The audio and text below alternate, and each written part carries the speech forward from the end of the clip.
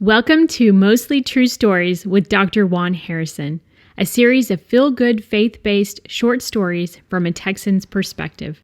Now here's Dr. Juan Harrison with today's story. Please enjoy. I'm not brave enough to get my wife to empty her purse. There may be little people living in there. The other evening, after keeping Emmy for a while, I emptied my pockets and I found a Cheerio in my pants pocket. I think I must have picked it up from the floor while putting up her horse barn and stables. I raised up the roll-top desk, put it inside there with my other mementos like the rifle cartridge from my sister's military funeral, a retirement pin, a name tag from my son's judge campaign, my other son's college World Series ring, and a mushy note from my wife when I surprised her one day with a spontaneous getaway. I had to resuscitate her after she fainted. I've heard that you can tell a lot about a person by examining their checkbook and their debit card transactions. I think you can tell a lot about a person by checking their pockets or their purse. That Cheerio in my pocket reminds me of how on that day, Emmy finally ran up to me, grabbed my legs, and wouldn't let go until I picked her up and swung her around in the air for a few revolutions. Until that day, my wife totally dominated Emmy's time. I've just sort of been hanging around waiting for a time when she and I could go play on the playground at McDonald's or go watch a kid movie at the theater. I never gave up or I forced the issue.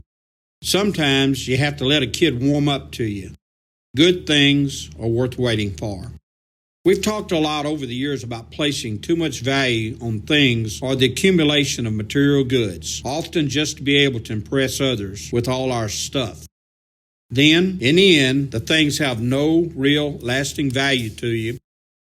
We often value the wrong things and we fail to cherish the things that have the potential to give us lasting pleasure. I'm reminded that an older friend and widower once said to me, "I have all this money, but what good is it doing me?" It's doubly frustrating when we finally get all the things we thought would make us happy, only to find too late that we put our money on the wrong horse. I made it a point early in my career to keep folders in my desk with positive notes and cards from people, and I called them positive things. A year ago, I spoke at a friend's funeral. Later that day, I got a complimentary text from a friend about my part in the service. I don't save anything much on my phone, maybe a habit I developed of traveling light after 30 years of being a bachelor. Oddly enough, I find myself going to this one message that I've saved on my phone and frequently read it for encouragement, not vanity. I still mow my friend's yard and then visit with my friend's widow on the patio for a while. She serves me refreshments and I lend her my ear as she continues to struggle with death too soon. My wife regularly phones, visits, or takes her to dinner.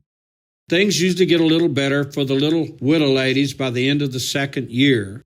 Still, some days are tougher than others. It's never too early to think about your legacy and what people will think about when they hear or see your name. Maybe you've had the desire to take a peek and listen in at your own funeral service just to see what impression you left on people. You can have some effect on that. Early in life is best, but better late than never. Figure out what is of lasting importance and let these things guide your life's actions. People will see a clearly defined individual who knows what matters in life. Be it a handful of Cheerios or a rifle cartridge from a loved one's military funeral. What we value defines us. This is Dr. Juan Harrison, and this has been a selection from my series, The Mostly True Stories of Dr. Juan Harrison. Find me on Facebook and my books on Amazon.com.